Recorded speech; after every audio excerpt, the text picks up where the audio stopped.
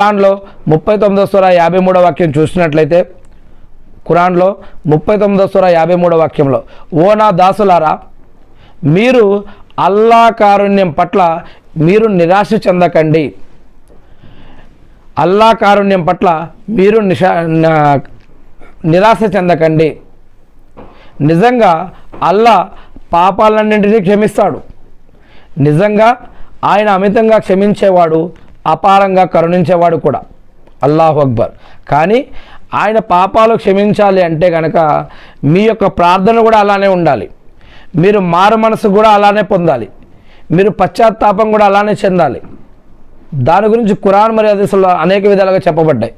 అందుకే ఏం చేయాలన్నా కూడా మనం బ్రతికి ఉన్నప్పుడే చేసుకోవాలి. ఏం చేయాలన్నా మనం మరణించినాక మనం ఏం చేయలేం. మనం బ్రతికి ఉన్నప్పుడే ఇవన్నీ కూడా చేసుకోవాలి. ప్రతి ఒక్కరూ నేరుగా దేవుణ్ణే ప్రార్థించాలి. ప్రతి ఒక్కరూ నేరుగా అల్లానే ప్రార్థించుకోవాలి. అల్లా తప్ప భక్తుల యొక్క ప్రార్థనలు స్వీకరించేవారు ఎవరూ లేరు. ఇది ఖురాన్లో ఉన్నటువంటి వాక్యం.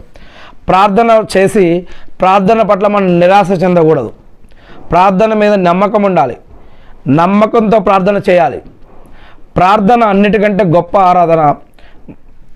మరియు ఆరాధన అంటే మరి మిగతావి ఆరాధనలు కాదు అని కాదు దాని అర్థం. అన్ని ప్రార్థనలు స్వీకరించబడాలి అండి. ఒకవేళ మనం నమాజ్ చేసాం, ఉపవాసం ఉన్నాం, లేదా దాన ధర్మాలు చేసాం, లేదా అజ్జుమ్రాలు చేసాం, లేదా ఇంకేదైనా పని చేసాం, ఒక భర్త భార్య కోసం, భార్య భర్త కోసం, పిల్లల తల్లిదండ్రుల కోసం, తల్లిదండ్రుల పిల్లల కోసం, బంధువులు ఇంకో బంధువు కోసం, ఒక వ్యక్తి ఇంకో స్నేహితుడి కోసం, ఒక ఊరి వారి కోసం, ఒక నాయకుడు తన పరపరంలో ఉన్న వారి కోసం ఏదైనా పనులు చేసినా సేవ చేసినా కూడా ఆ యొక్క పని ఆ యొక్క సేవ స్వీకరించమని కూడా, ఈ యొక్క నమాజులు ఉపవాసాలు ఇవి కూడా స్వీకరించమని కూడా ఈ యొక్క ప్రార్థన ద్వారానే దేవుణ్ణి అడగాలి.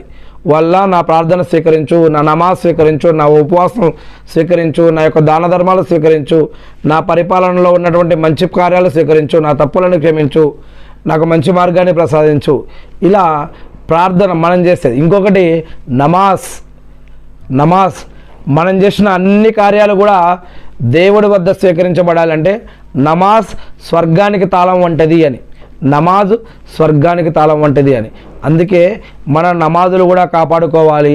అలానే కేవలం నమాజులో ఉన్నప్పుడే కాకుండా కూర్చున్నప్పుడు, పడుకునేటప్పుడు, లేచినప్పుడు, మెలకు వచ్చినప్పుడు, పని చేస్తూ ఉన్నప్పుడు, నడుస్తూ ఉన్నప్పుడు, ఆడుకుంటున్నప్పుడు, తింటున్నప్పుడు